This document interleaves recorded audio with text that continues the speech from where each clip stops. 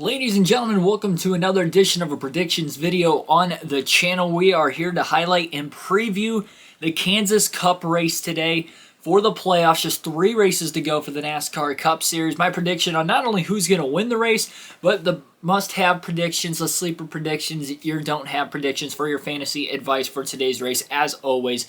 And as always, also like, share, and subscribe for more daily NASCAR content. We do predictions before every Cup Series race. We have post-race analysis videos that will be up on the channel tomorrow following today's race, and much more NASCAR live streams as far as real races and the video game races with the live commentary.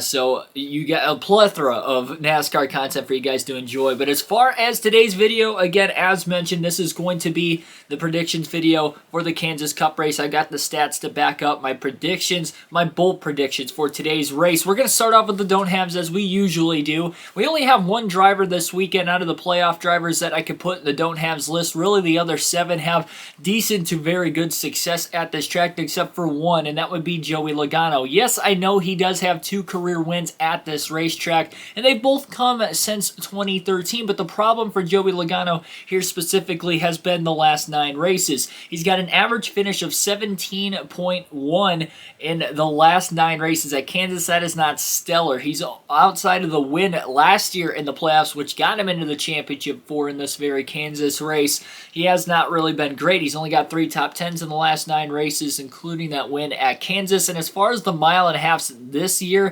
we've kind of known that Penske on the mile and a half as a whole this season has probably been the 3rd or 4th best, probably the 3rd best organization than what the Joe Gibbs Racing Toyotas and what the Hendrick Motorsports Chevrolets are able to do at these types of racetracks on the mile and a halves. Outside of Ryan Blaney, there really hasn't been a lot of success for him. Logano's stats have been the worst on the mile and a half, specifically of the 3 drivers. He's only got 1 top 10 finish in 8 mile and a half racetracks this season. That is not very good, obviously. He's got, I believe, he's just coming off a 30th place finish at Texas last week as well.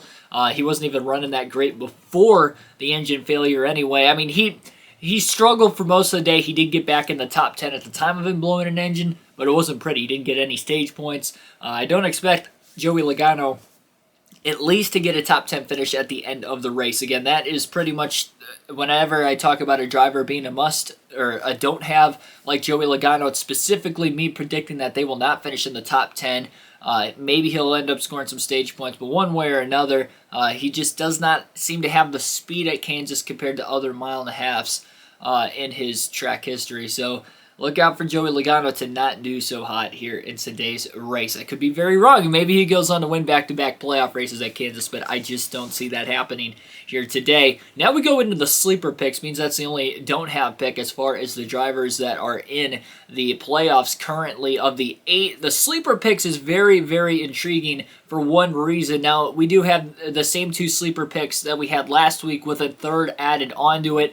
Tyler Reddick, Kurt Busch, they were both the sleeper picks last weekend. I mentioned that Tyler Reddick going into last week, he had 5 top 10s on mile and a half racetracks this season out of the 7. Well, he backed it up with another great run, in my opinion, had a top 3 race car, ended up with a 9th place finish, but still got the top 10 at the end of the race and a solid points day. He scored a lot of stage points as well. So I expect Tyler Reddick to run really, really well. He also finished at in the top 10 at Kansas earlier this season as well. So look out for Tyler Reddick to possibly get another top 10 today. I think he will. That is why I do have him as a sleeper. Kurt Busch as well, I think, will get a top 10. He's got 8 top 10s in the last 13 Kansas starts. He has not won a race at Kansas in his career, with him not being in the playoffs too, and CGR closing down at the end of the year. I don't see exactly, well, I guess selling out the track house, but anyway, they're not going to be an organization next year. I just don't see them really putting a lot of effort into his cars compared to maybe the RCR bunch that are still working for everything they've got, because they will be in the sport next season. So I expect Kurt Busch to get a top 10 today, but I expect maybe somewhere like a 7th, 8th, 9th place finish, 10th place finish, somewhere of that. But I don't think he's going to have the speed that the Hendrick Chevys will have, or even the RCR Chevrolets. With the RCR Chevrolets in mind, again, I mentioned that Tyler Reddick would end up getting a top 10 today. I also think his teammate Austin Dillon will get a top 10 today. Dillon finished 10th at Kansas earlier this season, but outside of that, he has been very stellar on the mile and a halves this year. No, he doesn't have the top 10s that Tyler Reddick has, but he's far, he's probably far and away the most consistent driver as far as finishing really like 8th to 15th on the mile and a halves. He has not finished outside the top 14 on mile and a half racetracks this season of the 8 we've ran, and he's actually been fairly underratedly consistent in the playoffs. We haven't looked at him much because he didn't even make it to the 16-man playoff field. Obviously, on consistency, he was running about 11th, 12th in points for most of the year, but because of the winners below the cutoff line or below him in points like Eric Almirola, Michael McDowell winning, also Alex Bowman was below him in points at the end of the regular season, Christopher Bell, so he had better runs than those guys consistently and on points themselves throughout the course of the regular season, but he didn't have the win to back it up to get him in the playoffs. That's why he was the first driver outside the cutoff line at the end of the Daytona regular season finale. But as for Austin Dillon goes in the playoffs, even though he's not been a playoff driver, he hasn't finished worse than 15th. That would even include on a road course, which he is really, really bad at. So great job for Austin Dillon this year. Honestly, as a whole, but even into the playoffs, just not giving up on that race team. Reddick is definitely the better of the RCR drivers throughout the entire season and on the mile and a half, but I do think Austin Dillon would not be a bad sleeper pick or a garage pick for today's race. I'm going to go bold and say Austin Dillon gets his 4th top 10 finish on a mile and a half this season. So that is the sleeper picks into the must-have drivers as usual. We have 3 drivers that you should absolutely, without a doubt, actually 4 drivers this week, that you should absolutely, without a doubt, have in your fantasy lineup. Usually I limit it to 2 or 3. I don't like to spoil my fantasy lineup too much, but these 4 drivers, they're an absolute start. We got to start off with Kevin Harvick. He's the only non-playoff driver of this bunch. Kevin Harvick has 8 finishes of 2nd or better in the last 16 races at the Kansas Speedway. So look out for Kevin Harvick. He obviously finished 2nd there earlier this year. He finished 2nd in the playoff race there last season.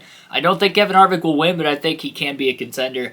He's also got the best average finish of any driver in the field at Kansas, a 9.1 average finish, and he also has the most starts at Kansas compared to anybody else, or just as many as Kurt Busch at least. So definitely look out for Kevin Harvick later on this afternoon. As far as the playoff drivers go, though, definitely got to look out for Martin Truex Jr., Kyle Busch. As for Martin Truex Jr., he's got 8 top 10 finishes in the last 9 races, 5 top 5 finishes in the last 9 races at Kansas. He's got 6 top 10 finishes on mile and a half racetracks this season, so pretty solid there. One of the more underrated drivers. Again, kind of like Kurt Busch, I don't think he's going to necessarily contend for the win. He hasn't had that kind of speed on mile and a half this year, but he has had consistent speed to at least finish that, in the back half of the top 10, 6 through 10. So I kind of see that being a good finish for Truex today. I think he'll score a few stage points. I think overall Truex would be a good start for your fantasy lineup if you maybe have used guys up like Kyle Larson, Kyle Busch throughout the playoffs. As for Kyle Busch, I think you should start him today if you do have at least 1 usage left of him this year. There's only 3 races left. As far as his statistics at Kansas, he's got 11 top 10s in the last 13 Kansas starts. He's got 2 wins, all in that stretch of races as well. And as far as his average finish this year on mile and a halves, it is a 4.0. I should say on 550 tracks in general, it's a 4.0 average finish in the last 10 550 racetrack package races this season. He had an 8th place finish at Texas last week. Underperformed by my expectations, but he still got a top 10, which I said he would at the end of the day. I think bare minimum again today he gets a top 10, but he won this race earlier this season. I think there is a chance that Kyle Busch could contend for the win today. He is not a bad pick by any means for your fantasy lineup. You should start him. Another driver you should start is Chase Elliott. Chase Elliott is actually my pick to win today's race. It was between him and Kyle Larson. He's got better stats at Kansas, and I know Kyle Larson was in a Chip Ganassi racing car versus a Hendrick Motorsports car for all of his career at Kansas until earlier this season.